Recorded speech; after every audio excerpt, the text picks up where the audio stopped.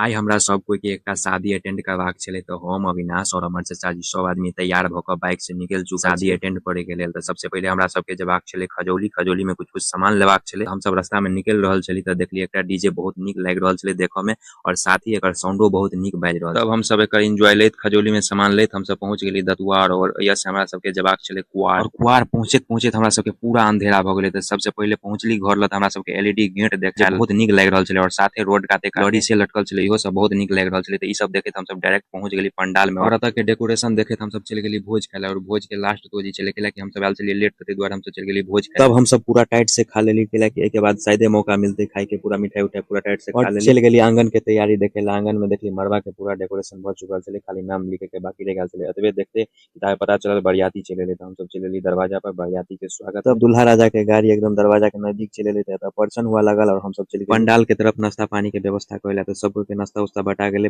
के बाद सबसे ज्यादा हम पानी बटली लगे छल कि पूरा बरियाती पूरा प्यासले। तब ई सब काम भेला के बाद जयमाला के कार्यक्रम शुरू के बाद हमहू जयमाला देखे लगली और जयमाला खत्म भेला के बाद हमहू कुछ सेल्फी उल्फी ल लेली और चल गेली आंगन में।